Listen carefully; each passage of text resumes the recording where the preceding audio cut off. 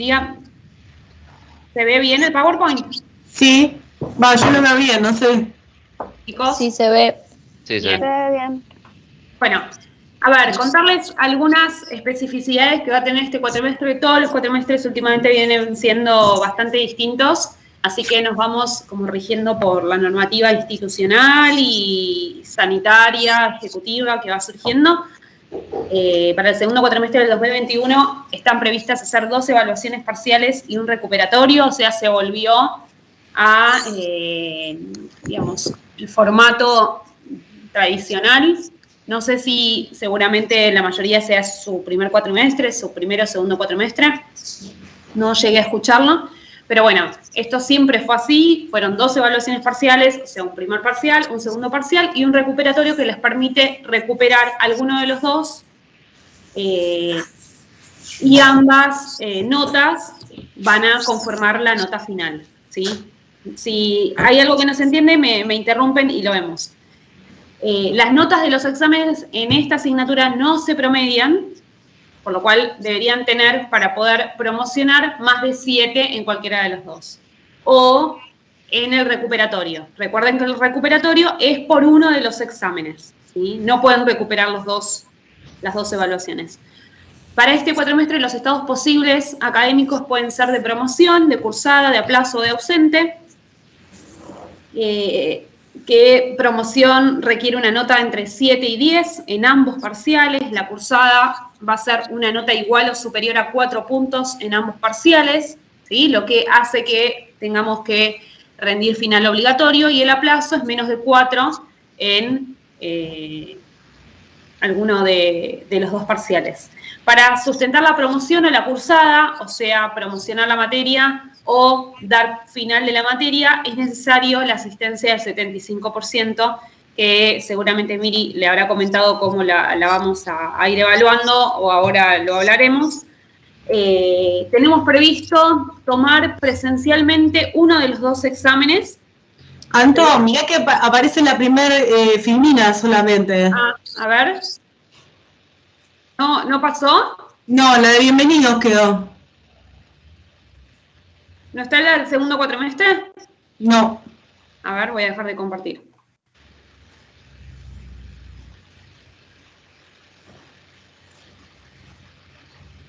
No te quería interrumpir, pero después me dijiste. No, es que estoy con problemas de conexión yo.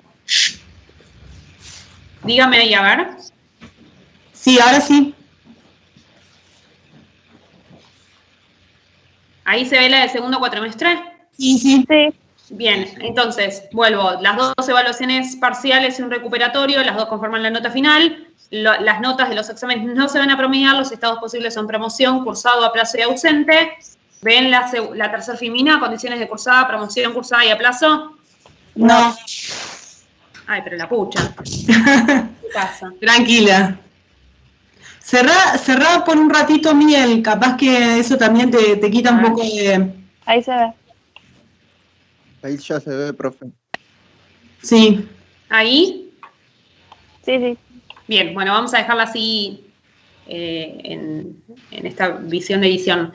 Promoción, cursada y aplazo, que era lo que les había comentado, las 2 evaluaciones que, como les estaba diciendo, algunos de los 2 exámenes va a ser presencial, después se va a disponer cuál de los 2 exámenes, pero va a ser con un aforo del 25%, lo cual vamos a tener que organizar bastante bien cómo va a ser la presencialidad de ese examen, ¿sí? Por una cuestión de distanciamiento dentro de las aulas.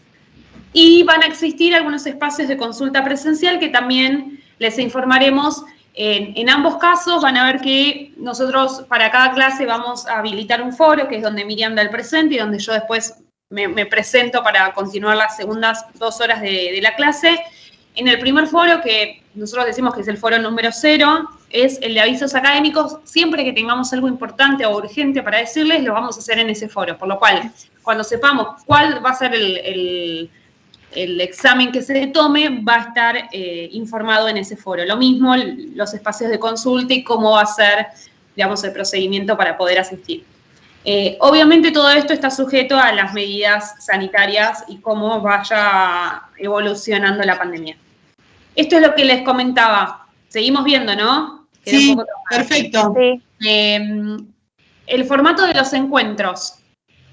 Van a tener dos grandes momentos. El primero de conceptualización, que es el momento más fuerte de la clase, en donde van a trabajar, digamos, la bibliografía con Miri. Miri va a ir haciendo un recorrido, mixeándolo con algunas experiencias, sumamente interesante y necesario para poder aprobar los exámenes.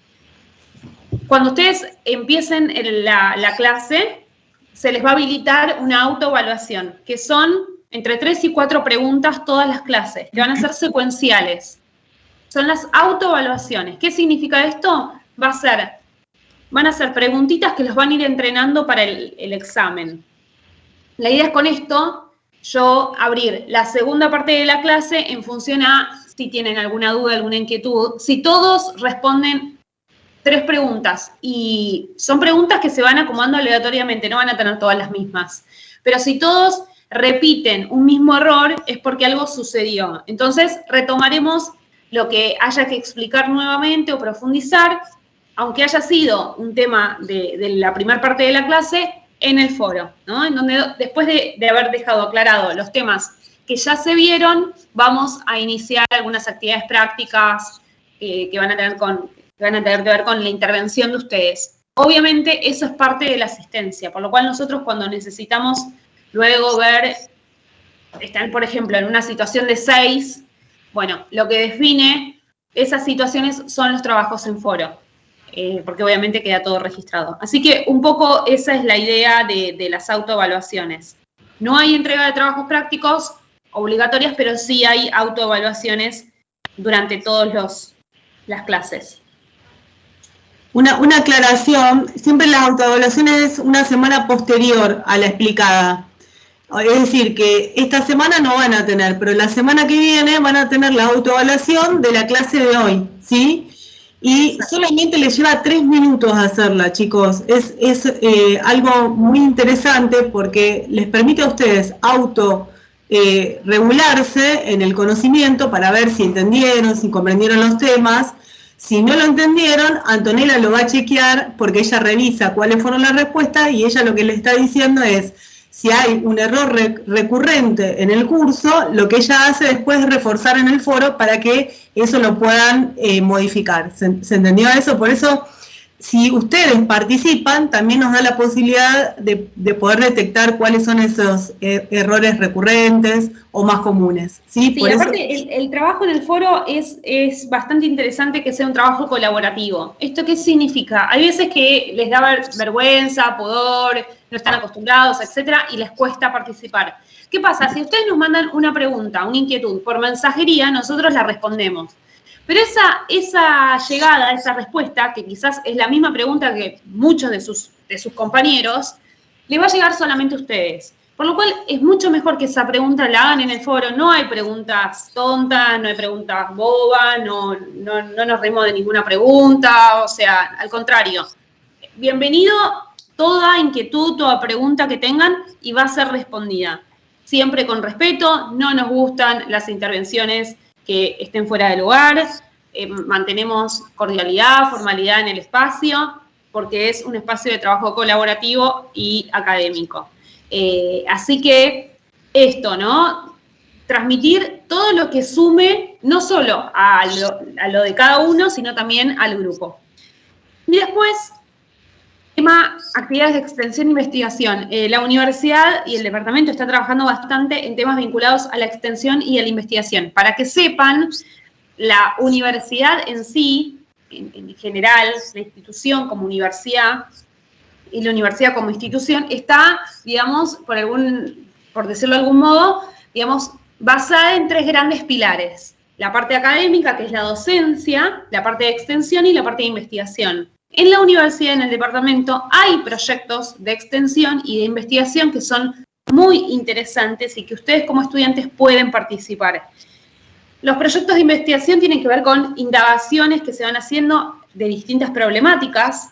Es un trabajo bien técnico y teórico. Y los trabajos de extensión tienen que ver con prácticas que se van haciendo en territorio en relación a las disciplinas que cada uno va cursando y de las carreras que cada uno corresponden. Así que bueno, si a alguno les interesa participar en alguno de estos 2 proyectos, nos pueden contactar y podemos ponerlos en vinculación con la gente del departamento porque hay convocatorias que les pueden servir muchísimo. Y por último, los espacios de apoyo, en caso de que necesiten tutorías, está el programa de acompañamiento académico del departamento, en donde hay tutorías de metodologías de estudio, va a haber tutorías de acompañamiento institucional, de desarrollo profesional, de investigación.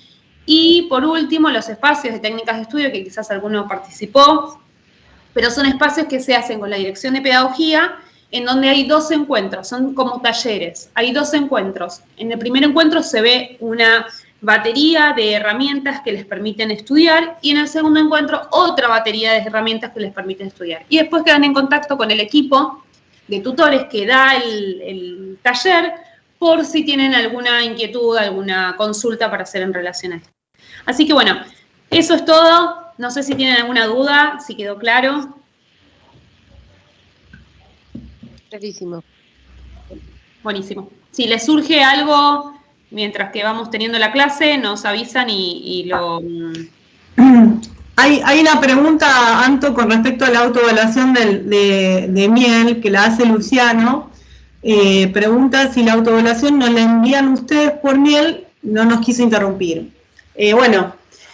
Acláranos, Anto, cómo es. A ver, el tema es así, si ustedes van a miel, yo ahora cerré miel porque estoy con muy mala conexión. Si ustedes van a miel, van a ver que arriba hay distintas solapas, ¿no? Dentro de la asignatura.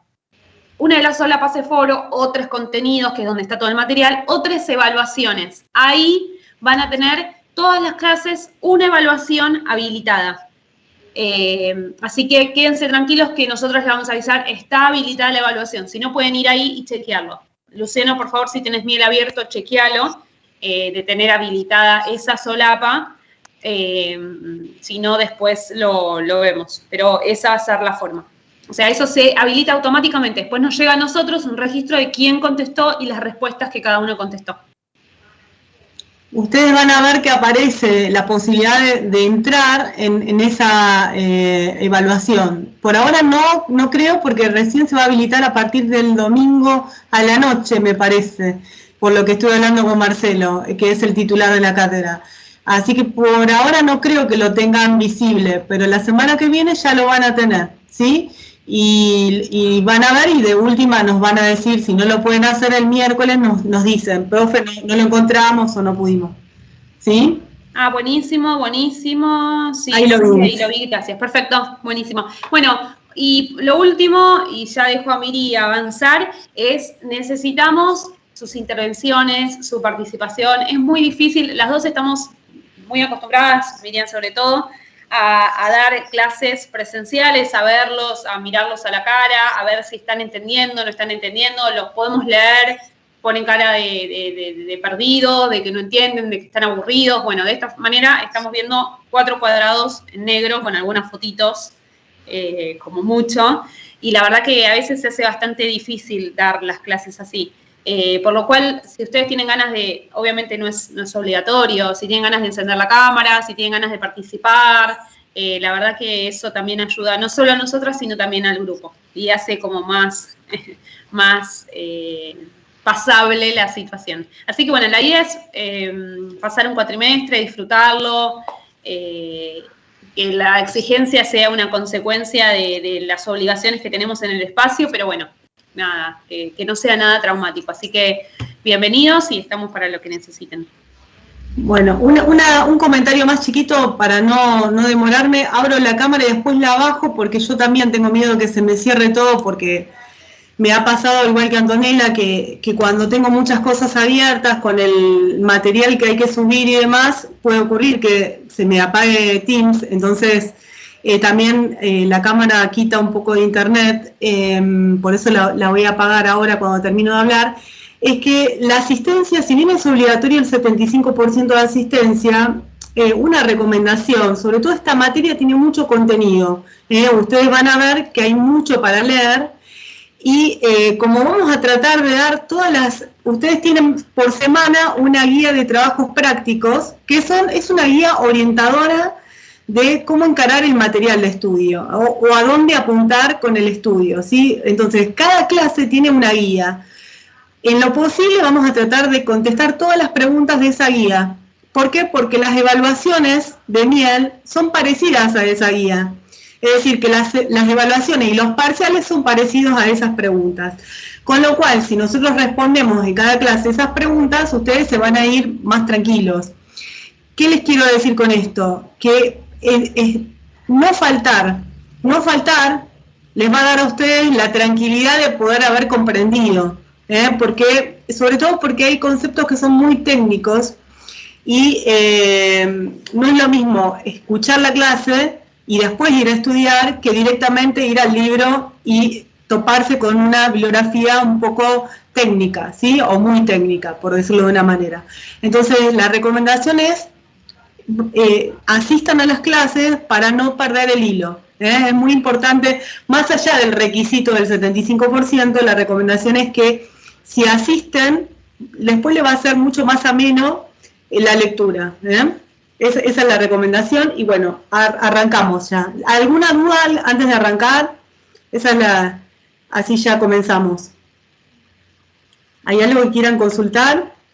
¿Que les haya quedado como una duda o algo? Buen día, profe. Yo le quería preguntar si los parciales iban a ser orales o escritos. No, orales no. Tenemos, como explicó Antonella, tenemos el primer parcial va a ser a través de la evaluación de Miel, ¿sí? Que es parecido, pero con muchas más preguntas, a las que ustedes van a ir ejercitando semanalmente. Las autoevaluaciones que van a hacer semanalmente los va a preparar para que en el primer parcial, cuando hacemos la evaluación a distancia, ustedes ya estén súper cancheros. ¿Por qué? Porque van a hacer preguntas parecidas a las que ya vienen haciendo ustedes semanalmente. Solamente que en la evaluación de Miel vamos a tener muchas más preguntas. ¿Está claro? Eso va a ser el primer parcial. El segundo lo van a hacer presencial en la universidad, ¿sí? Y no va a ser oral. 101 personas va a ser escrito. Imposible hacerlo oral en este caso. Así que ya saben que el parcial del segundo va a ser presencial y el recuperatorio también, y ninguno de los dos va a ser oral, va a ser escrito en la universidad. ¿Sí? Aclarado eso. Gracias, profe. No, de nada. Bien. ¿Alguien más quiere preguntar algo antes de que arranque? Porque cuando arranco. No, por eso les digo que... De todas maneras, para que sepan la dinámica, yo estoy siempre por ahí con la cámara apagada porque la conexión se me va y se me viene, pero estoy atenta a los chats, así que si en algún momento quieren hacer alguna consulta, pueden hacerlo a través del chat y yo interrumpo a... Dale, vos avisame. O les respondo en función a la consulta. Así que... Bueno. Vení. Perfecto, ya arranco, ahí les comparto un PowerPoint y ustedes me van a decir si lo ven.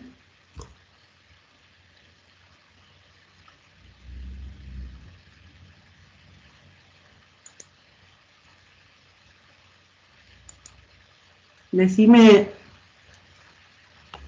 Ahí se ve. Bien. Bueno, perfecto.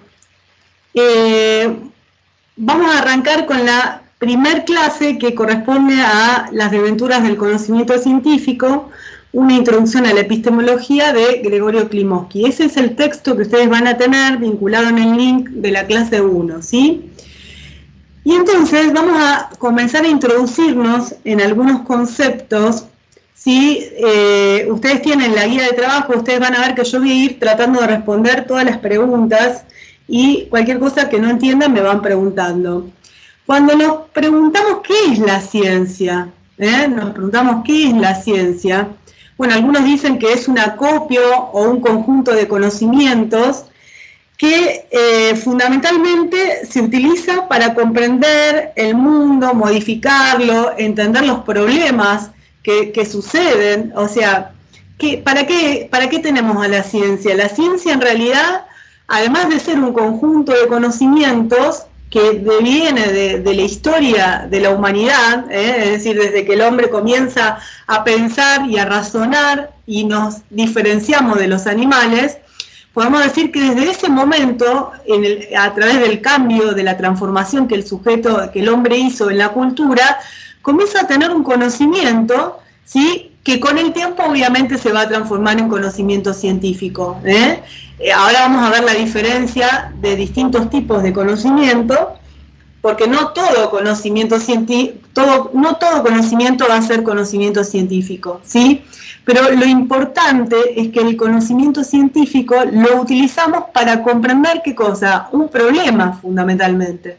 Tratamos de entender por qué sucede un fenómeno determinado y a partir de esa comprensión, la ciencia o los científicos, ¿qué hacen? Enuncian una hipótesis para ver si esa hipótesis brinda respuesta a ese problema. Es decir, justamente el científico trata de comprender por qué se dan determinados fenómenos para luego en ese análisis brindar o intentar una solución a ese problema, ¿sí?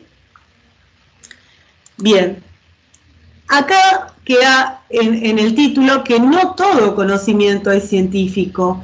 ¿Por qué? Fíjense que acá hay una fotito, parece como que tienen acá, no sé si se ve bien la filmina o necesitan que yo amplíe algo, ¿se ve bien? Se ve bien. Perfecto, bueno, ¿por qué? Porque el conocimiento que yo les decía que al principio comenzó culturalmente, supongamos cuando el hombre empezó a utilizar las primeras herramientas, las primeras lanzas, las primeras manualidades para poder adaptarse al medio ambiente, el hombre de las cavernas, estoy hablando del primer Homo sapiens, ¿esto era conocimiento científico? No. ¿Por qué? Porque era un conocimiento que venía de la experiencia. Fíjense que hay acá una columnita que dice conocimiento natural, y ese conocimiento natural muchas veces se lo conoce también como vulgar o doxa. Vulgar porque es ¿quiere decir que es ordinario? No se refiere a algo ordinario. Se refiere a que es un conocimiento que se adquiere generalmente a partir de la experiencia o de la cultura, es decir, que una generación de adultos enseña o comunica algún determinado conocimiento, como puede ser que acá en este caso pareciera ser que es alguien le está enseñando a otra persona cómo sacar una foto, o un agricultor le enseña a otro cómo mejorar la cosecha, o una mamá le enseña a su hijo cómo hacer una torta, ¿sí? Entonces, ese conocimiento es un conocimiento que utilizamos cotidianamente, o cuando por primera vez alguien se quemó con agua hirviendo y nuestros padres nos enseñaron que no teníamos que tocar un jarro o no teníamos que acercarnos a la hornalla de la cocina. Bueno, todo eso es conocimiento vulgar, natural o sistemático. ¿Por qué? Porque no va a requerir de qué, no va a requerir de un método, no va a requerir de pasos sistemáticos, como sí lo va a requerir el conocimiento científico. ¿Cuál es fundamentalmente la diferencia? Que acá yo tengo un método. En el conocimiento científico vamos a tener, esto lo vamos a ver en profundidad en el módulo 3, ustedes no se preocupen, pero simplemente ahora tener el conocimiento de que el conocimiento científico es sistemático. ¿Por qué? Porque tiene pasos, es riguroso, es metódico, contiene un lenguaje técnico. Cuando acá habla de episteme, se refiere a la epistemología, es decir, que hay determinados métodos de validación y de acceso al conocimiento, ¿sí? Y por lo tanto exige pruebas. Que alguien nos diga una teoría, si no ofrece pruebas, la comunidad científica no lo va a aprobar.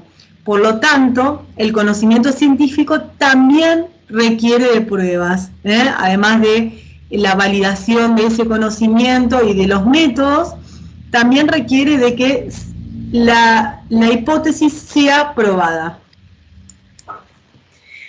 Y entonces, acá tenemos algunas diferencias entre el conocimiento vulgar o científico. Fíjense que acá en el conocimiento cotidiano o natural, que era el que tenían ustedes, habla de la subjetividad.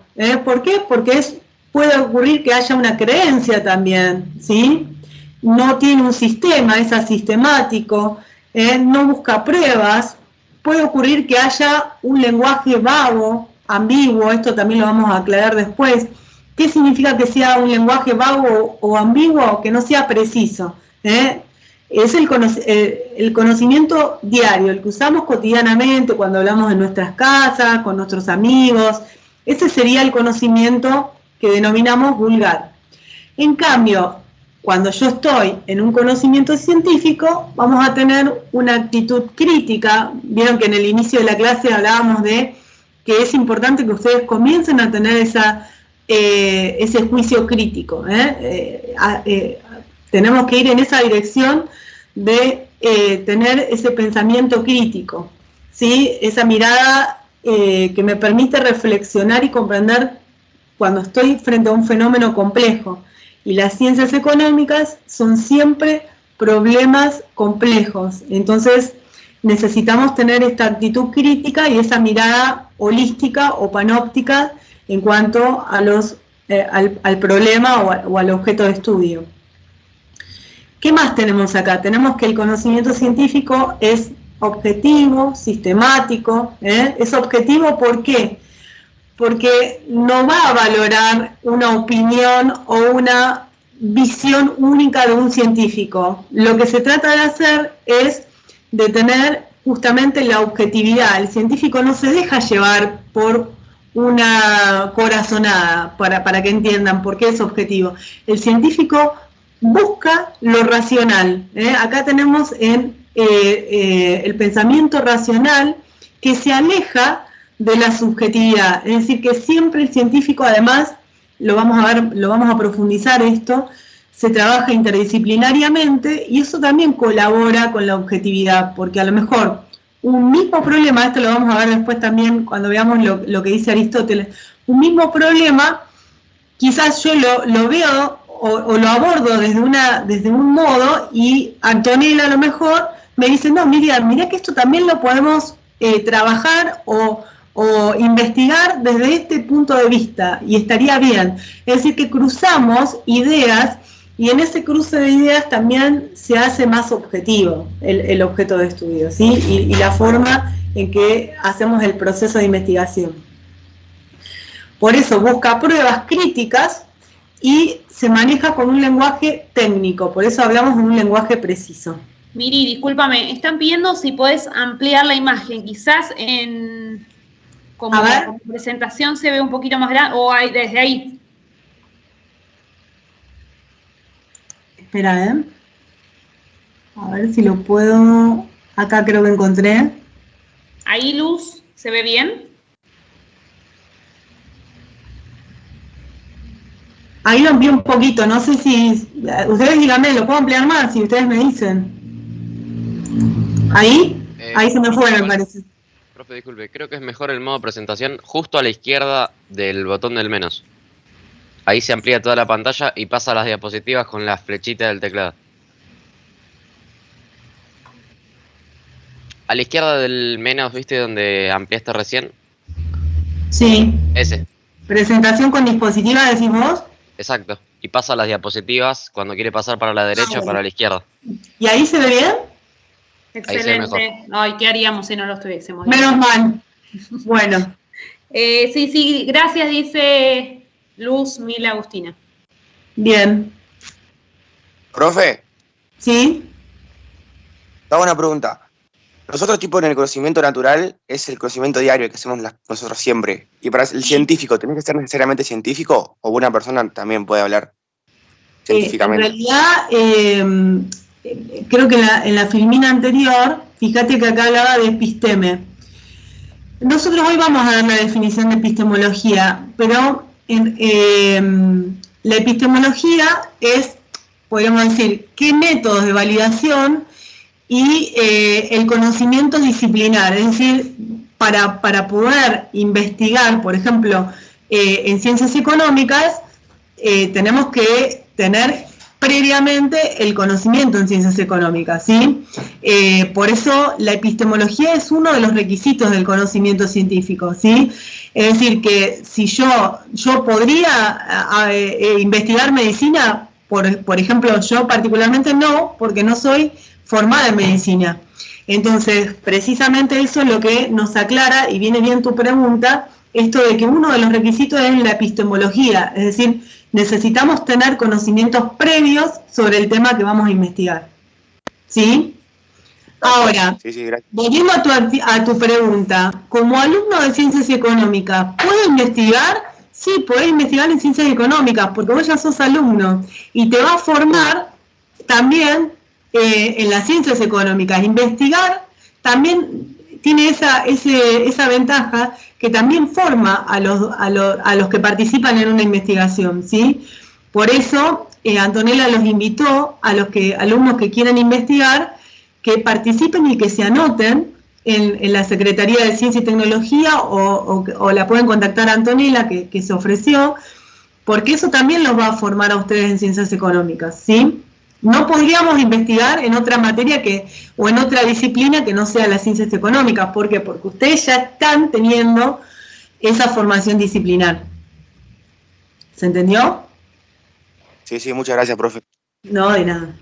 Siempre vienen bien las aclaraciones porque por ahí le puede aclarar a otro compañero, ¿sí?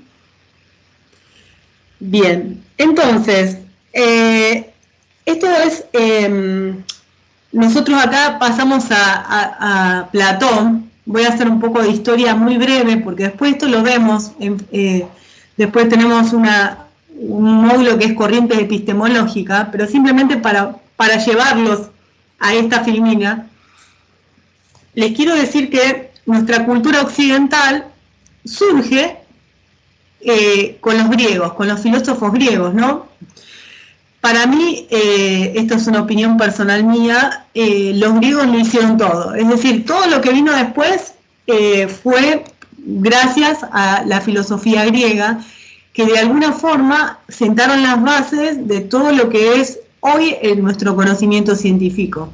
Es decir, que todo lo que vino, la filosofía, el conocimiento científico, proviene o deviene de recreaciones que hicieron 4 siglos antes de Cristo. Es decir, vamos a ver, acá lo tenemos mencionado a Platón, pero Sócrates, Platón y Aristóteles tenían una misma filosofía o compartieron, fueron discípulos unos de otros, y ellos sentaron las bases de la filosofía, del razonamiento deductivo, del razonamiento inductivo, que después lo vamos a ver. Y ya ellos, fíjense que estamos hablando de 4 siglos antes de Cristo, ya se pensaban a plantear, por eso les quería hacer esta introducción para que enganchen con esta filmina, se empezaron a plantear qué es el conocimiento o qué requisitos debería tener el conocimiento. Bueno, este requisito del conocimiento, Platón se lo plantea en uno de sus libros denominado Teetetos. En el Teetetos, Platón se plantea que los requisitos para que haya conocimiento científico deberían ser 3: creencia, verdad y prueba. Estos eran los 3 requisitos que ya se planteó Platón para que exista conocimiento. Y entonces, acá tenemos que se debe creer, es decir, que el que observa algo debe creer en lo que está haciendo. Es decir, que el científico podría investigar, si lo veo, extrapolo a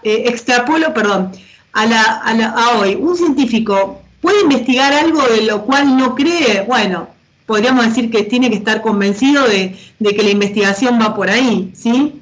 También el conocimiento dice que debe ser verdadero. Creo que está más que claro que todos entendemos que un conocimiento siempre tiene que ser verdadero. Y también debe ser probado, es decir, que tiene que ofrecer pruebas. Y esas eran las 3 condiciones que en este caso no son enteramente independientes.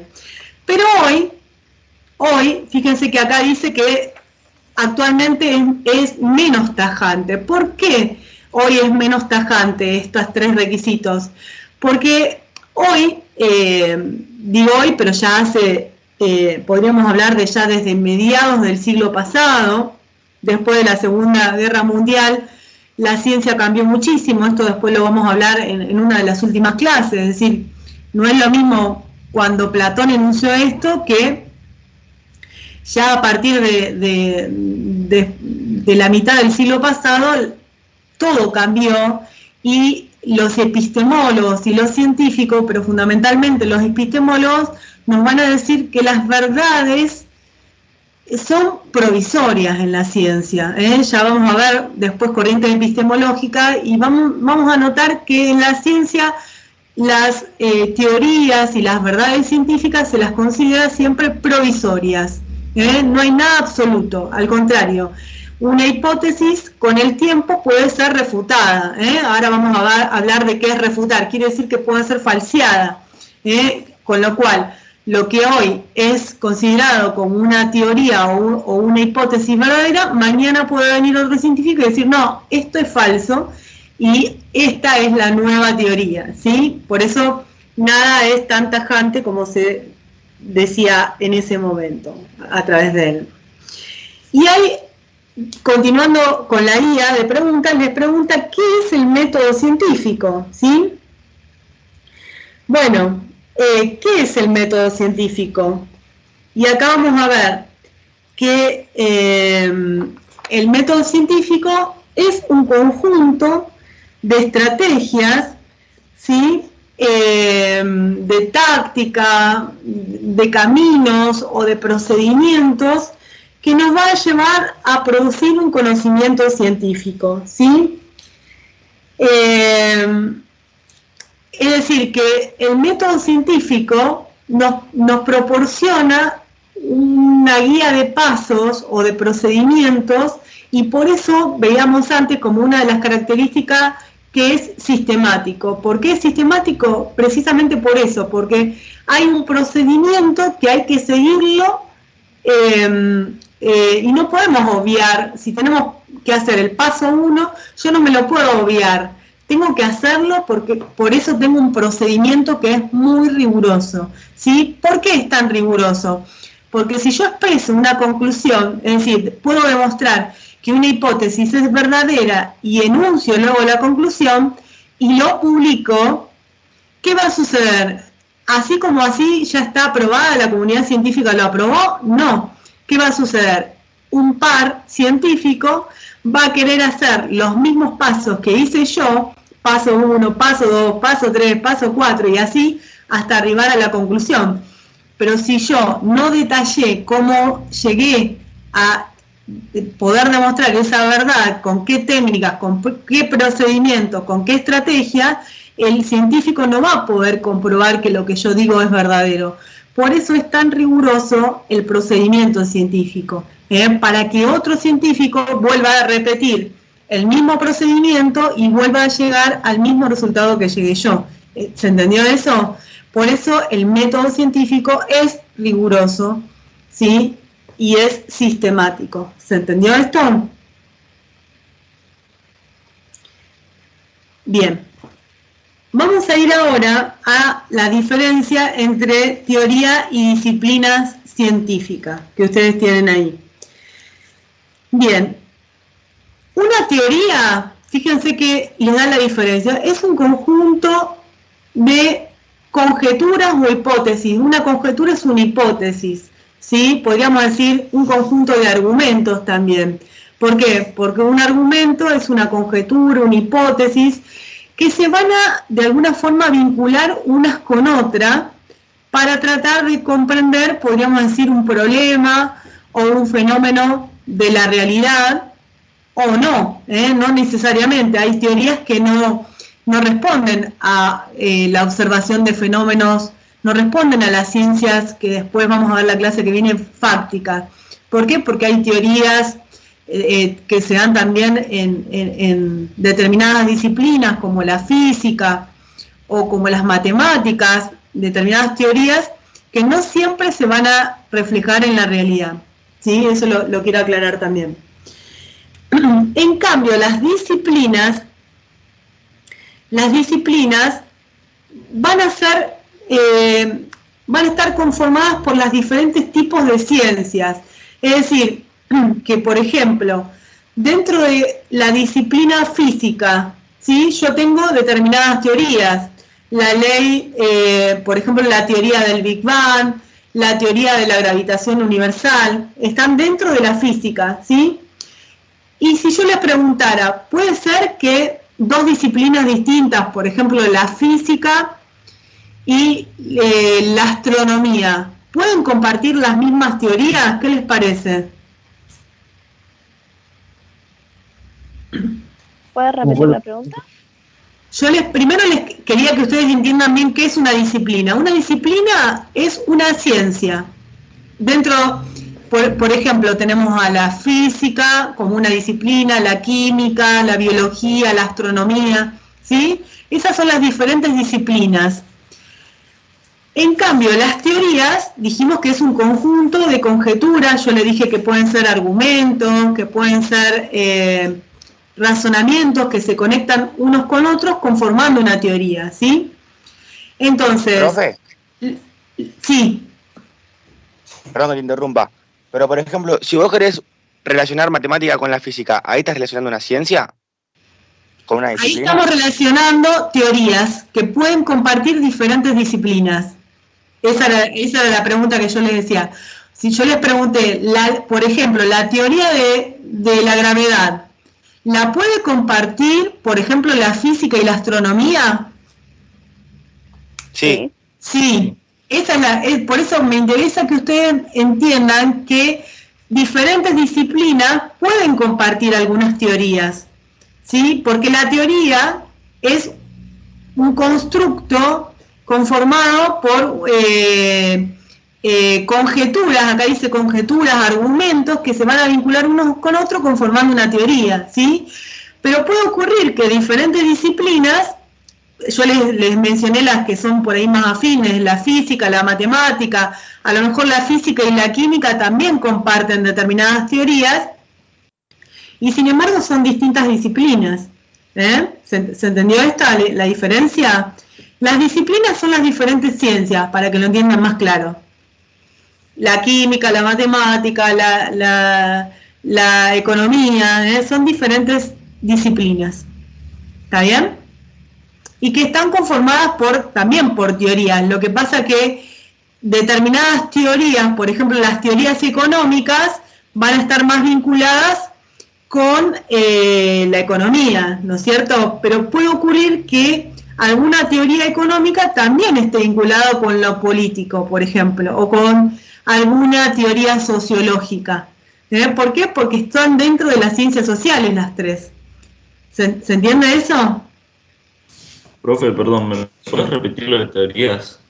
Lo de teorías, sí. Las teorías son conjuntos, te lo explico de otra manera diferente a la filmina. Las teorías son conjuntos de constructos o argumentos que se vinculan unos con otros y generalmente enuncian o brindan respuesta a una problemática que acá dice que es de la realidad, pero si yo estoy en una teoría en matemática no es de la realidad. Por eso lo aclaro, porque acá quizás yo lo tomé de ahí, pero del texto de Klimovsky, pero también aclaro que muchas veces existen teorías que no necesariamente aplican a una realidad. Por eso lo quiero aclarar. ¿Sí? ¿Quedó claro? Sí, y sí. entonces, diferentes disciplinas también pueden trabajar con una misma teoría. ¿Sí? Les di el ejemplo de la teoría de la gravedad, de la teoría del Big Bang, ¿sí? A lo mejor la física tiene esas teorías, pero también puede aparecer que la química comparta esas teorías, o la astronomía, ¿sí? O alguna rama de la biología, ¿sí? ¿Se entendió? Las disciplinas son diferentes tipos de ciencia, para que lo entiendan claramente. Tenemos a la química como disciplina, la física, la matemática, la economía, ¿sí? No sé si alguien quería preguntar algo más. ¿O vamos bien? Yo sí. Si las disciplinas, con las disciplinas se basa en las teorías. Claro, por supuesto, las disciplinas van a tener un conjunto de teorías que van a ser digamos, cada disciplina surgió en un momento determinado, ¿no? Tiene su propia historia y cada una tiene teorías que son como las más fuertes. Por ejemplo, en economía, si yo les preguntara a ustedes, ¿qué teorías conocen ustedes de economía? ¿Qué me dirían?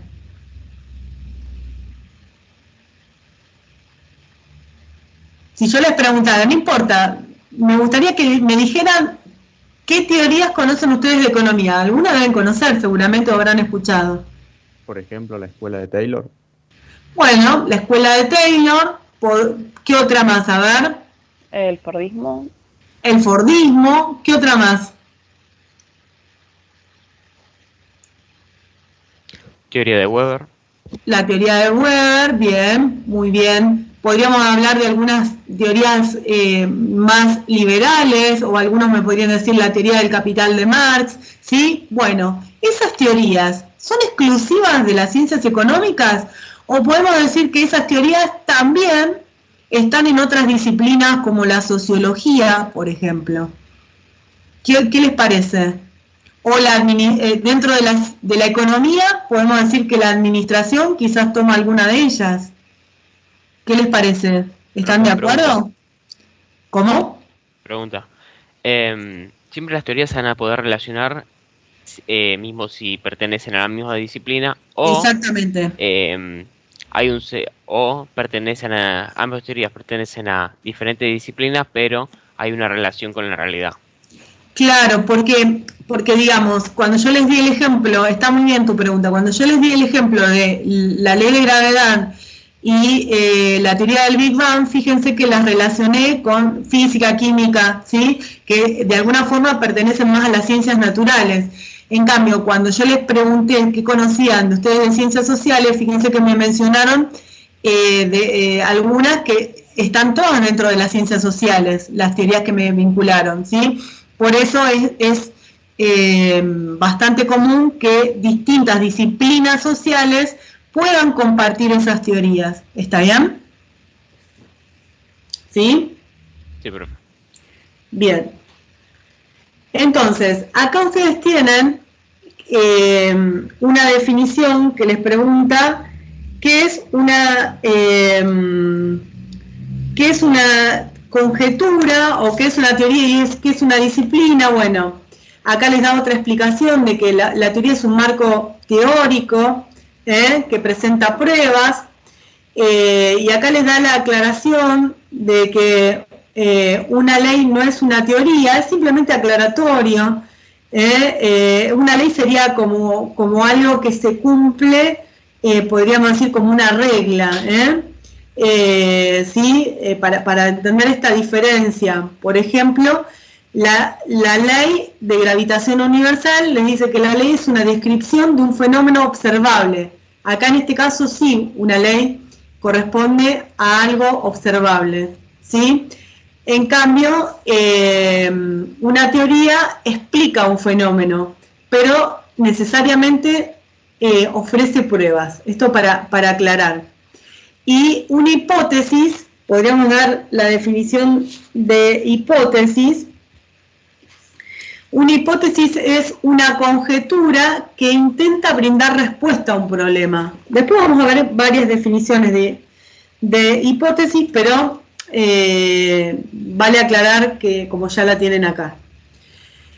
Bien, hay una preguntita que les pregunta a ustedes cuál es la relación entre pensamiento y lenguaje. Bueno, simplemente el pensamiento es privativo de quien lo crea, ¿sí? Y si, por ejemplo, nosotros podemos ser los mejores científicos, pero es si descubrimos algo, si comprobamos una verdad, pero no la comunicamos, quedó de manera privada, es decir, que por eso el pensamiento es privativo de quien lo crea, pero quien piensa en algo y no lo comunica, bueno, no se socializa de alguna forma, ¿sí? En cambio, cuando existe una conjetura, una teoría científica, se expresa por medio de un lenguaje técnico, ¿sí? Es decir, que el lenguaje nos brinda el medio de comunicación para que un conocimiento se socialice, deje de ser propio y pase a ser un bien social, por decirlo de una manera, para que pase a socializar. Para entender esto, si un científico no comunicara un hallazgo o un avance científico, ¿qué pasaría con ese nuevo descubrimiento? Quedaría exclusivo para ese científico. En cambio, cuando se publican los trabajos científicos, se socializan y se comparten. Por supuesto, después vamos a tener que hablar de la patente, de la propiedad intelectual y demás, que esos son los mecanismos una vez que se hace un hallazgo o un descubrimiento científico, ¿sí? Se procede a patentar ese descubrimiento, ¿no? Pero lo importante es que ustedes entiendan que el lenguaje actúa como un medio. ¿Para qué? Para la comunicación de esos trabajos científicos. Y entonces, acá tenemos diferentes conceptos o definiciones de la verdad según Aristóteles, ¿sí? ¿Qué es la verdad según él? ¿Sí? Ustedes tienen acá una preguntita que si quieren se las digo. Pero hay una preguntita que les dice a ustedes antes de pasar a esta, ¿qué es la verdad? Y podríamos decir que la verdad es un atributo o cualidad, ¿sí? En el que supuestamente tenemos una correspondencia con la realidad, ¿sí? Y entonces, según Aristóteles, existen 4 tipos de verdades. La primera, la que dice la verdad aristotélica, acá la tenemos como tercera, la primera de ellas es la que se corresponde con el pensamiento y la realidad. Es decir, que hay una correspondencia, acá dice o isomorfismo, entre pensamiento y realidad, ¿sí? La segunda es la que se ofrece como prueba, ustedes la tienen acá en segundo término, la que se ofrece como prueba. ¿Por qué? Porque está probado, porque existen pruebas de que algo es verdadero. Esa sería la segunda, según lo que ustedes tienen en el texto. La tercera es la que ustedes tienen acá como primera, que es la verdad en relación a la creencia. ¿Por qué en la creencia? Porque muchas veces decimos, esta es mi verdad, es lo que yo creo. A lo mejor puedo decir, esta es mi verdad y no la tuya, ¿sí? ¿Por qué? Porque es lo que creo, es como creencia, es subjetiva, porque es una creencia, ¿sí?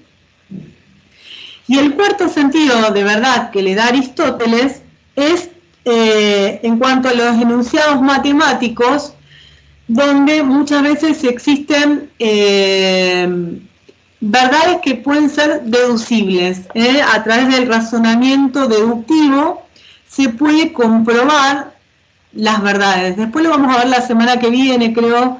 Existen enunciados que son observacionales y a partir de ahí se transforman en axiomas y a partir de ahí se pueden demostrar determinadas verdades por deducción, es decir, por un razonamiento que se llama deductivo, ¿sí? Ese sería el cuarto sentido de la verdad expresada en matemática. Y entonces, antes de esto, les pregunta, yo sigo la pregunta, por ahí me falta sí, esta. Discúlpame. Franco Nahuel está pidiendo si podés volver a repetir el tema de la verdad aristotélica. Sí, la verdad aristotélica es justamente la que tiene correspondencia entre pensamiento y realidad. Es decir, ¿qué significa esto? De que hay una correspondencia entre lo que pensamos con la realidad, ¿sí? Por eso hablamos de una correspondencia o un isomorfismo entre pensamiento y realidad. Lo que yo pienso se corresponde con lo real, y esa sería la aristotélica. ¿Sí? Profe, respecto a esto, te iba a hacer una pregunta. O sea, la diferencia que hay entre la primera, que es la de... ¿La creencia? ¿La que acá aparece como creencia subjetiva? Claro, es que la primera, tipo, esa es nuestra, tipo, simplemente lo que nosotros pensamos, y que la aristotélica es como que tiene una relación con lo que pasa en la realidad. Exactamente. La creencia subjetiva es precisamente porque yo creo en algo y digo, esta es mi verdad. Podríamos ponerlo como cuando alguien cree en Dios y dice, bueno, yo creo en Dios y esta es mi verdad. ¿Sí? O sea, ¿por qué digo que es verdad? Porque es mi creencia, ¿sí? Y lo defiendo desde ahí, ¿sí? Estas son las distintas verdades que hablaba en este caso Aristóteles, Por eso tomémoslo como algo dicho 4 siglos antes de Cristo, ¿está bien? Y por o sea, tipo, son preguntas que se me ocurren, ponele, no, yo no puedo decir algo, tipo, algo que está probado, ponele, no sé, el cielo es azul, qué sé yo, que lo había leído en el material. Y no puedo, tipo, yo diciendo como o sea, lo que es mi verdad, como decir otra cosa. ¿Entendés lo que quiero llegar? ¿Vos qué querés demostrar? ¿A cuál de todas estas verdades corresponde lo que vos estás diciendo? Claro, porque ponele, o sea, el tipo, es como que estoy diciendo algo que capaz está probado, pero para, tipo, lo digo como mi creencia subjetiva, que para mí es otra cosa, ¿entendés? Bueno, eso sería, en este caso, lo que vos decís como creencia subjetiva, entraría dentro de este tipo, ¿verdad? Como creencia subjetiva. De hecho, muchas veces, cuando puedan existir determinadas discusiones, sobre todo cuando alguien habla cuando escuchamos la famosa grieta que se da en cuanto a veces en la política o en la religión, pero justamente, o en el fútbol, ¿no? Muchas veces, en vez de probarse por hechos, que sería la de prueba, la verdad como prueba, porque yo tengo tantos hechos que me demuestran tal cosa, ¿no? Estadísticamente yo puedo probar algo, ¿no? Sin embargo, digo, no, la verdad es que creo que fulano es el mejor, porque lo creo así, ¿sí? Esa sería la creencia subjetiva, que no tiene pruebas con hechos, ¿está bien? Ok, profe, gracias. Justamente, la que ofrece pruebas es la que pudo demostrarlo con fundamentos. Pueden ser pruebas estadísticas, o bien porque filmamos algo, o porque sacamos fotos, o porque observamos algo y lo podemos probar. Esa es la diferencia. En la creencia hay algo subjetivo, Por eso les hablaba que muchas veces hay discusiones que son vanas, como en política, en religión, en fútbol, ¿sí? Y se habla desde una verdad, pero que es más bien subjetiva. A eso se refiere. Profe. Sí. Mi pregunta iba para la segunda, pues bueno, lo acabo de explicar, pero la verdad como prueba, tendría que tener un conocimiento científico, se puede decir. Digamos que es la que más se vincula, la verdad como prueba es la que se vincula con el conocimiento científico, ¿sí? Sí, ok. Igualmente la verdad matemática, ¿no? La verdad matemática también, podríamos decir, volviendo a revisar tu pregunta, porque la verdad matemática responde al razonamiento deductivo. Y si vamos al caso también, la verdad matemática tiene que ver con la disciplina de la ciencia matemática, ¿sí? ¿Está bien? Claro, la aristotélica es como, no necesariamente, porque yo puedo decir, es más, creo que ustedes tienen el ejemplo, el gato está en el tejado, y bueno, la verdad es que sí, que se corresponde con la realidad, pero eso no significa que sea científico, ¿no? ¿Está bien? Simplemente se puede corresponder entre el pensamiento y la realidad. ¿Está bien? Para mí las dos más vinculadas están la verdad como prueba y la verdad matemática. ¿Sí? Bien. Ahora, antes de pasar a esta filmina, espérenme, no lean todavía esto, les quería aclarar que había una preguntita que vi que no estaba acá, que es ¿qué es un hecho y qué tipos de hechos tenemos? Bueno, a ver si lo tengo más abajo.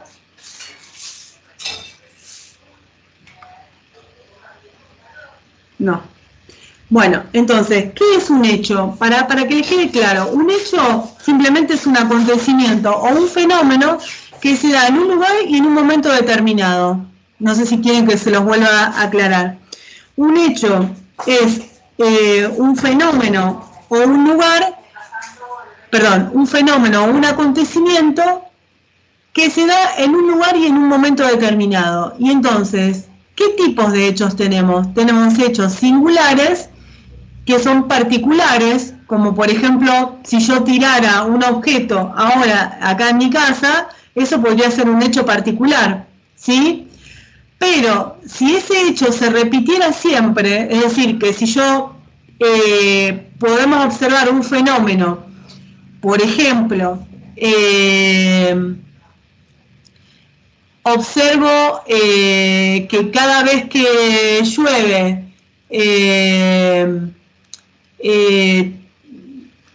crece el río Paraná, ojalá, ¿no es cierto?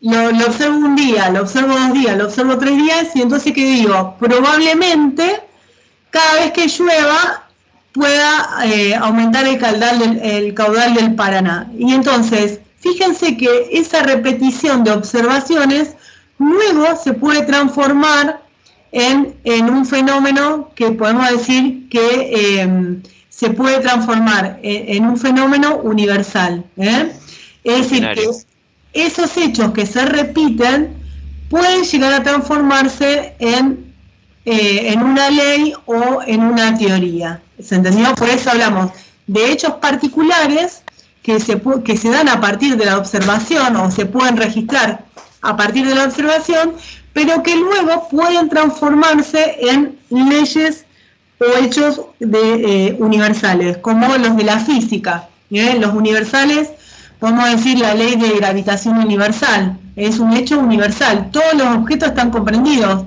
por esos hechos universales. ¿Se entiende eso? ¿Sí? Sí, profe. Bien. Cuando hablamos de la física, ahí ya tenemos diferentes fenómenos que se dan de forma universal. La ley la ley de gravitación, la ley de caída de los cuerpos, la ley de acción y reacción. La ley de masa y velocidad. Exactamente, es decir que todos los hechos de alguna forma van a ser ya universales. ¿Por qué? Porque ya se pueden establecer leyes generales. ¿Sí? Bien, eso lo quería aclarar porque no lo tengo en la filmina, pero para que ya lo sepa.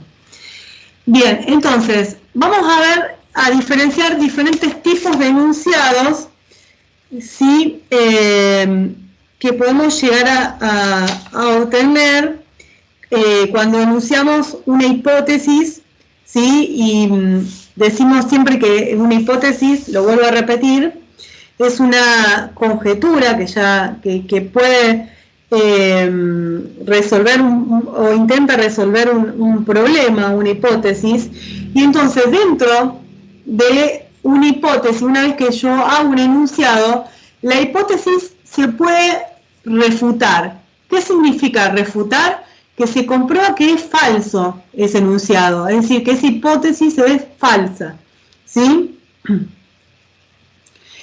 En cambio, si yo verifiqué la hipótesis, significa que puedo comprobar que es verdadera, es decir, que es, verificar viene de verídico, ¿no? De verdadero. Entonces, esa hipótesis es verdadera, ¿eh? Se puede ofrecer pruebas que afirmen, a partir del método científico, se comprueba de que es verdadera la hipótesis. ¿Está bien? Ahora, cuando yo confirmo, ya estoy en otro tipo de concepto que habla más de probabilidad de ocurrencia. Es decir, que tengo probabilidad de que algo suceda. Esto de confirmar se da más cuando usamos estadística o cuando usamos hipótesis que digan probablemente va a suceder tal cosa, probablemente va a llover, probablemente la empresa, si hace esa inversión, va a obtener una renta del 70%. Cuando ustedes estudien economía van a ver que la economía es una de las ciencias que utiliza mucho las probabilidades, porque en ciencias sociales esta es la forma de inferencia más común, que es el razonamiento inductivo. Esto lo vamos a ver después. Pero para que ustedes sepan que en economía, en las ciencias económicas, esto de la probabilidad o la confirmación se da cuando determinados fenómenos tienen probabilidad de ocurrencia. Cuanto más probabilidad de ocurrencia tenga, menos margen de error voy a tener, ¿sí? Y entonces, si yo digo que tengo un 90% de obtener ganancia, entonces voy a tener menos margen de error, ¿eh? Si yo digo 99,9%, obviamente tengo un 0,01% de que algo malo suceda, ¿no? Para entenderlo, ¿no? Siempre la probabilidad es probabilidad, nunca ofrece seguridad absoluta, ¿sí? ¿Se entendió esa diferencia? Justamente es una probabilidad porque induce una teoría. A ver, volvemos a preguntar. Que justamente confirmar no es 100% correcto porque tiene que ser una probabilidad porque las pruebas que incorporás inducen a una teoría que no puede ser 100% cierta. No es que induce a una teoría, porque las teorías pueden surgir por fenómenos que de la observación dieron probabilidades y también por fenómenos que pudieron arrojar razonamientos deductivos. Es decir, que olvídate de cómo surgió la teoría. Lo que quiere decir esto es que vos tenés una probabilidad de ocurrencia de que un fenómeno suceda. No. Por ejemplo, si vos invertís, sos empresario y vos mandás a hacer un estudio de marketing, ¿sí? Vamos a un ejemplo concreto. Vos sos un empresario y querés invertir para obtener una renta o una ganancia. Entonces, ¿qué decir? Contratás a una consultora y la consultora va a hacer un estudio de marketing. Esa consultora, que es un estudio que trabajan sociólogos, economistas y demás, te va a decir, bueno, si vos invertís en esto, tenés un 90% de posibilidad de ganar mucho dinero. Y te da la probabilidad, ¿sí? Y entonces vos decidís, ¿me arriesgo o no me arriesgo? Pero no te va a decir, seguro vas a ganar. ¿Por qué? Porque hay probabilidad, no hay seguridad acá. ¿Se entendió esto? Es como el IPF, profe. ¿Cómo? Es como el IPF que te dicen, bueno, la pones en esta esquina y te van a pasar, no sé, 1500 autos, vos decidís si la pones o no, ¿entendés? Bueno, claro, siempre que tengamos probabilidades, tenemos posibilidades de ocurrencia. ¿Cuántas? Y depende de la estimación que se haga. Cuanto mayor probabilidades, se supone que ese razonamiento tiene mayor, podríamos decir, chance de que algo suceda. Cuanto menos probabilidades tengo, más riesgo voy a tener si invierto. ¿Se entiende la diferencia? ¿Sí? Por eso hay análisis probabilísticos que se hacen a partir de las estadísticas. ¿Está bien? ¿Me siguen? En cambio, ¿cuándo se corrobora este concepto corroborar? Bueno, esto viene de una teoría que después lo vamos a ver más adelante, que es una teoría de falsacionismo de Karl Popper. No se compliquen con el nombre que les di, ni nada, ni hace falta que lo sepan por ahora. ¿Qué va a hacer la corroboración? Va a decir que por ahora, por el momento, ¿sí? Una hipótesis fue corroborada. ¿Qué significa que fue corroborada? Que por ahora no se pudo demostrar que es falsa. No se la pudo refutar, quiere decir. No la pudimos falsear a esa hipótesis y por lo tanto está corroborada. No sé si quedó claro. ¿Se entendió? Como no se pudo comprobar que es falsa, no se la pudo refutar, decimos está corroborado. ¿Está bien? ¿Se entendió? Sí, profe. Sí, se entendió, profe. Bien.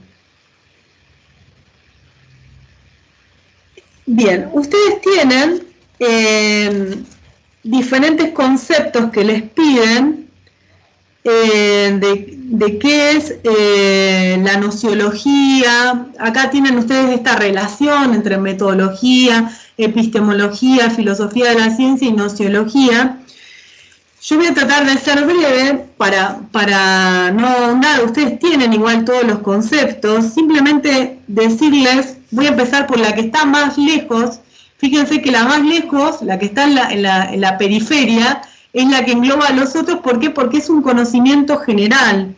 La nociología estudia el conocimiento en general, tanto el científico como el doxa, el vulgar, el filosófico. Estudia todos los tipos de conocimiento la nociología, ¿sí? Y por eso está como más abarcativa, ¿no? Por eso está al final de estas esferas.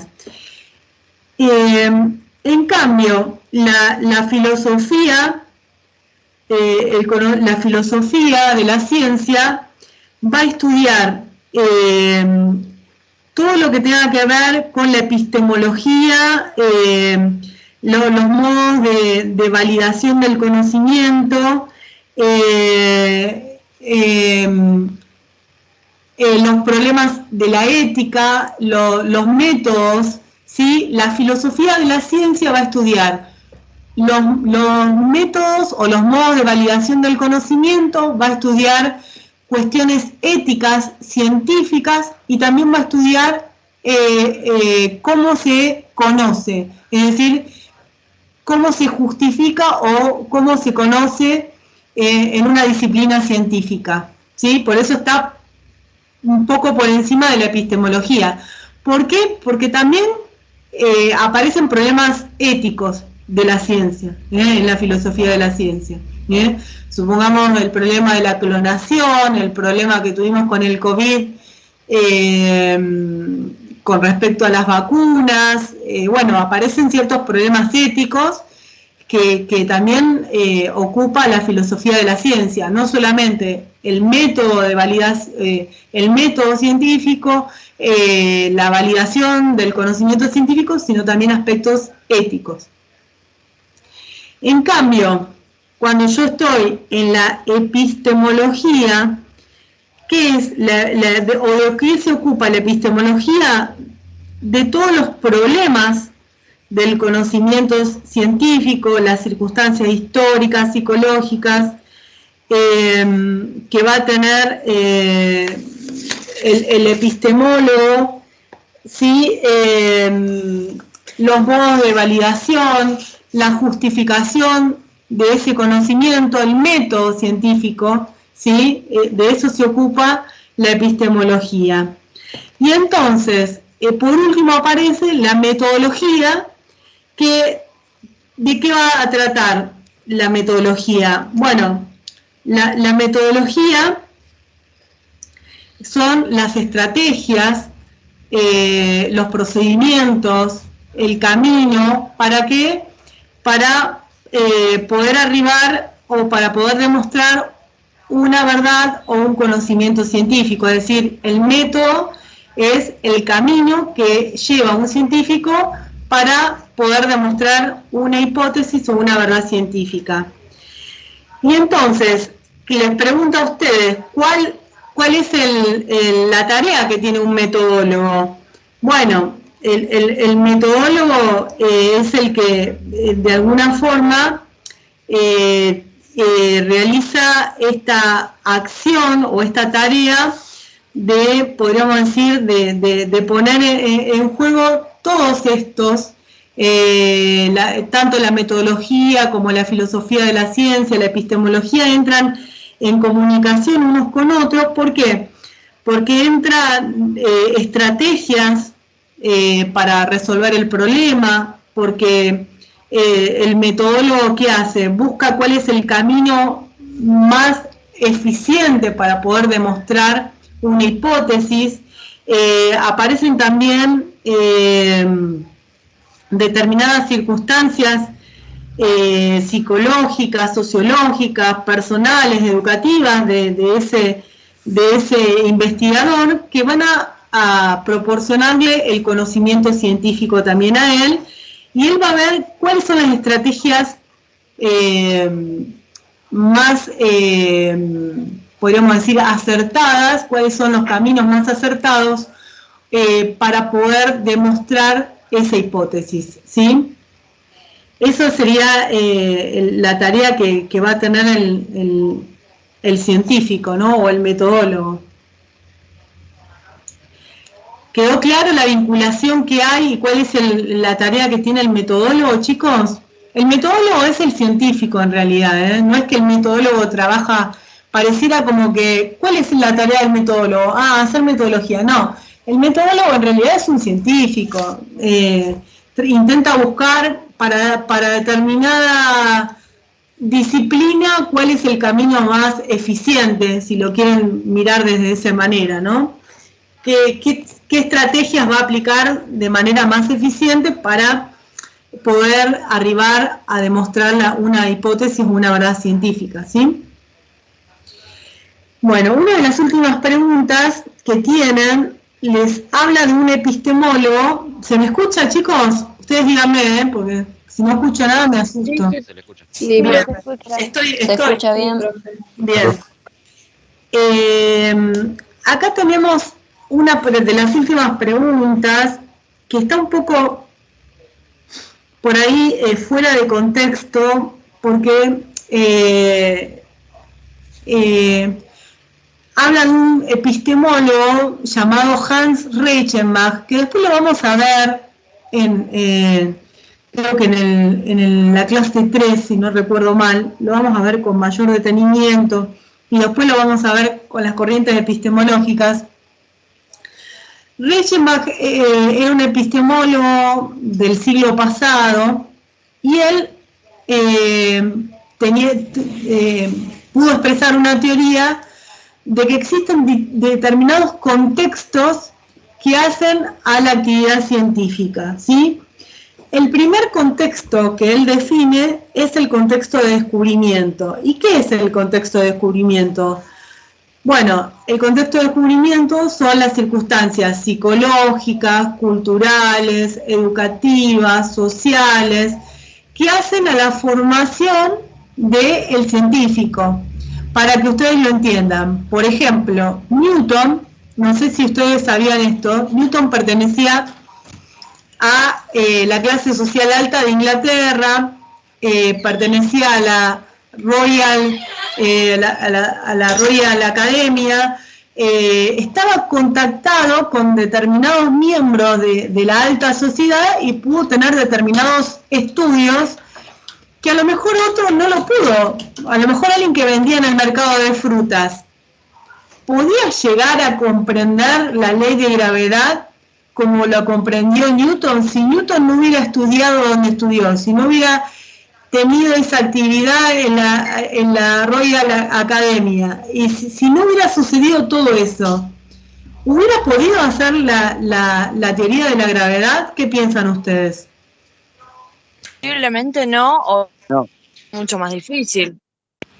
Bien, ¿por qué? Porque lo que está diciendo Reichenbach en esto del contexto de descubrimiento, que para que a un científico se le venga una idea, esto se los digo así expresado en el lenguaje cotidiano para que ustedes me entiendan a mí, para que a un científico se le venga, como diríamos, se le prendió la lamparita, decían antes las abuelas, ¿no? Cuando a alguien se le aparece una idea, este insight se da, no es casual que se le da, se da porque ya tenés todas las condiciones de descubrimiento. Esto es lo que nos decía Reichenbach.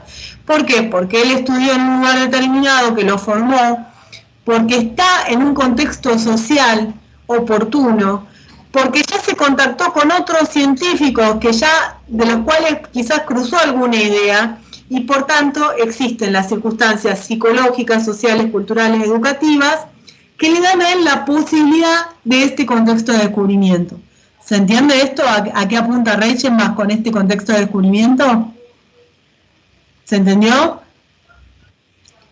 Y que seguramente si Newton hubiera sido a lo mejor un aborigen en Argentina, por decir, quizás, aunque sea la misma persona, no hubiera expresado la teoría de la ley de gravedad. ¿Por qué? Porque las circunstancias de él serían totalmente distintas. Por eso existe este contexto de descubrimiento que es lo que, como si fuera el caldo de cultivo, para entenderlo con una analogía, que es lo que prepara en la formación a un científico. Son todas esas circunstancias que hacen a la formación científica. En este caso son las circunstancias psicológicas, educativas, culturales, sociales, dónde estudió, en qué universidad, ¿sí? Todo eso hace a la formación del científico y son las circunstancias o el contexto de descubrimiento que hablaba Reichenbach. Ahora, el contexto de justificación es muy distinto. El contexto de justificación es el conocimiento, cómo se valida. Justificar es validar, es decir, cómo validamos una teoría o una hipótesis o una ley. ¿Cómo se valida? Bueno, hay determinados procedimientos, determinados métodos que me permiten validar justamente esa teoría o esa hipótesis. Esas circunstancias de validación son lo que él denomina contexto de justificación. Recordemos que para eso existe el método de la ciencia. El método de la ciencia es el que me va a proveer todas las estrategias o los caminos para poder validar el conocimiento, ¿sí? Y entonces, la validación, una vez que uno comunica un hallazgo científico o una teoría científica, lo que va a suceder es que los pares científicos me van a probar, me van a validar o no si lo que expresé como una teoría es verdadera o no. La comunidad científica es la que valida a quien enuncia un nuevo hallazgo. ¿Se entendió esto? ¿Se entendió, chicos, la justificación?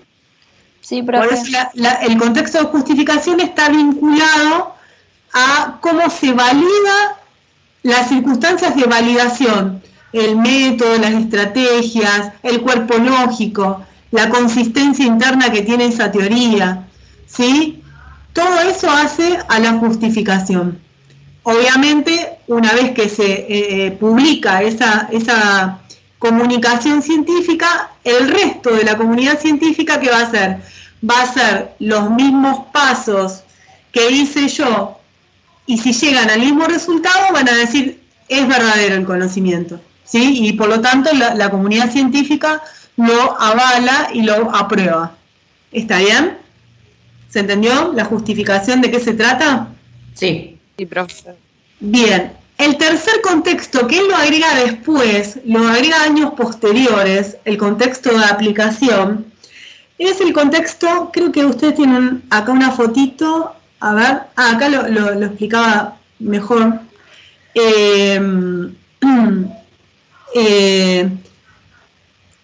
Acá, a ver, esperen que vuelvo para atrás después, ¿eh? El contexto de aplicación, después volvemos a repasar esa filmina.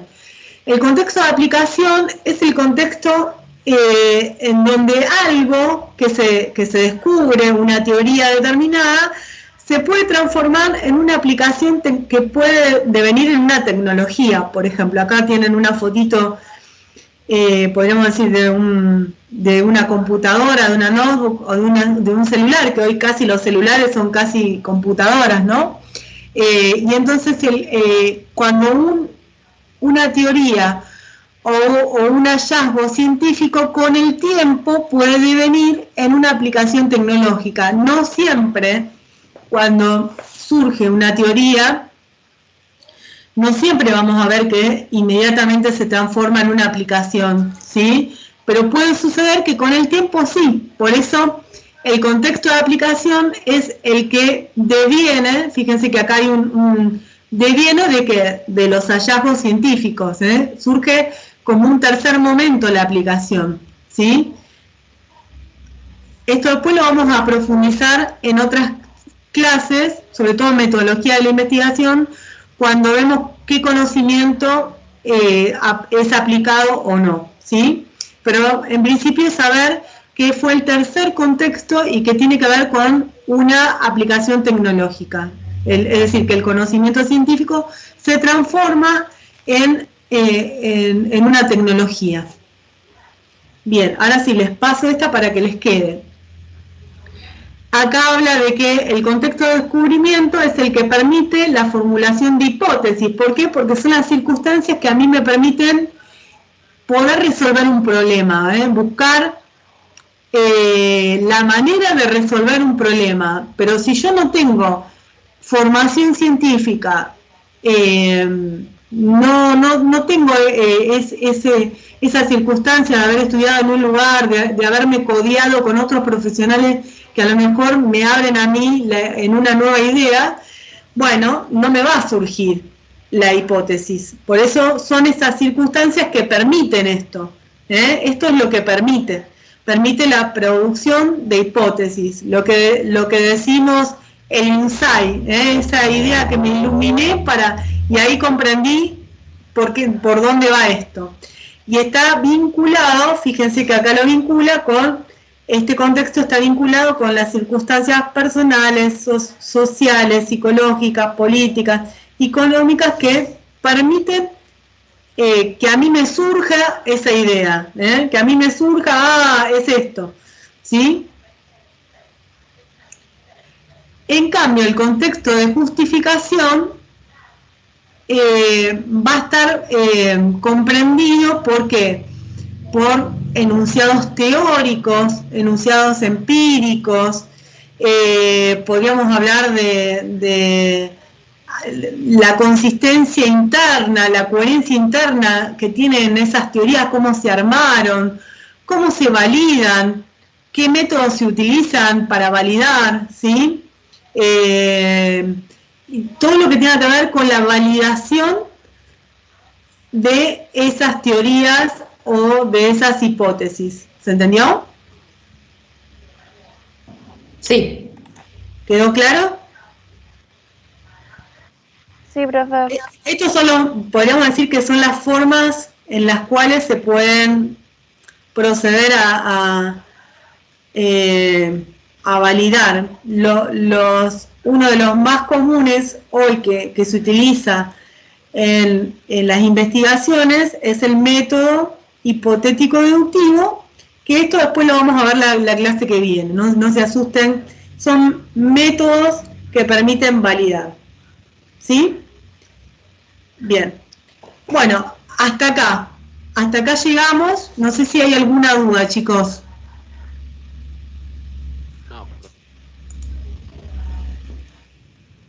¿Tenemos alguna duda, algo que quieran preguntar? ¿Puedo dejar de compartir? ¿Sí?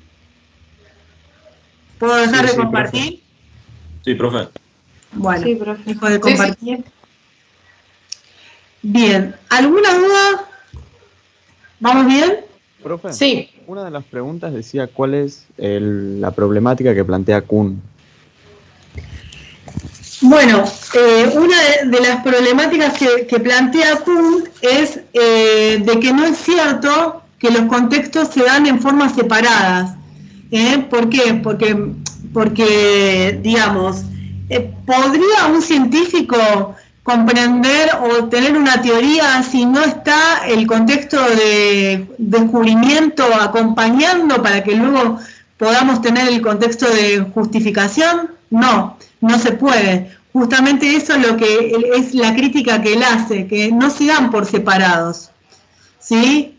Como decía en este caso Reichenbach. Es una crítica que eran epistemólogos contemporáneos, Reichenbach y Kuhn, ¿sí? Y entonces Kuhn lo que dice es, mirá que los contextos no se dan aislados, se dan casi en forma paralela. ¿Por qué? Porque no hay manera de que un científico pueda descubrir algo o pueda inventar o justificar algo si no está también el contexto de descubrimiento, ¿sí? Esa era una de las críticas que hace, en este caso, Thomas Kuhn. Viene bien la aclaración que vos hiciste.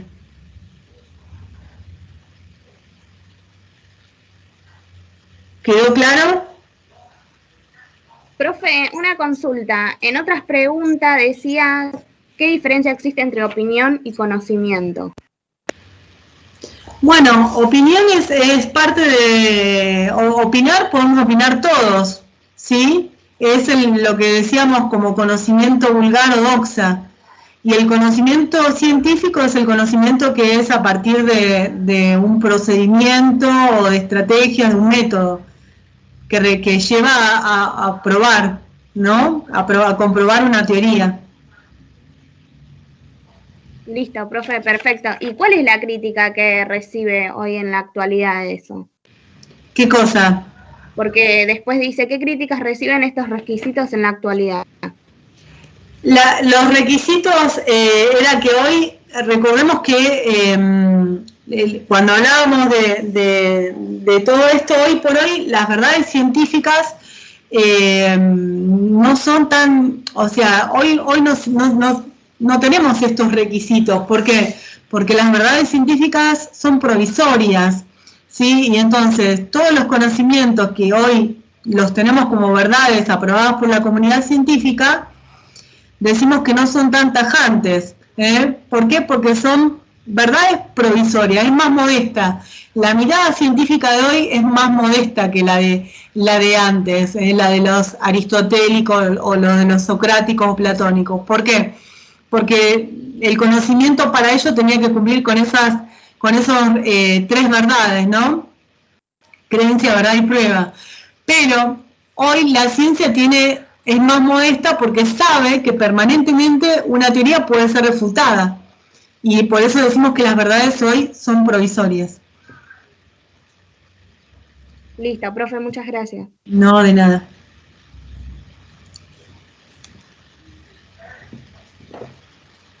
¿Alguna otra duda, chicos? No, profe, me parece una materia muy interesante. Bueno, me alegra ese comentario. Bueno, esa es la idea, que por lo menos podamos enlazar, que no sea algo que los aburra y que le aportemos una mirada distinta, usando este material, que podamos brindarles ejemplos y que le encuentren esa parte interesante que me dijeron recién. Bueno, no sé si querés decir algo antes de que lo dejamos tomar algo y después tranqui vayan al foro. Sí, si les parece, 10 y 25 y 20 nos encontramos en el foro para seguir trabajando. Hoy el trabajo de foro va a ser cortito porque fue una clase de mucho contenido, aparte fue la primera. Apenas decir algunas cosas y ya está, los liberamos. Así que y 20 nos encontramos en el foro. Dale, Ok, profe. profe. Bueno, Dale, profe. Genial, profe. Cualquier duda, nos vemos por ahí. los saludo. Nos vemos, saludos. Chao, nos Chao, vemos. profe, muchas gracias, profe, gracias. Nos vemos.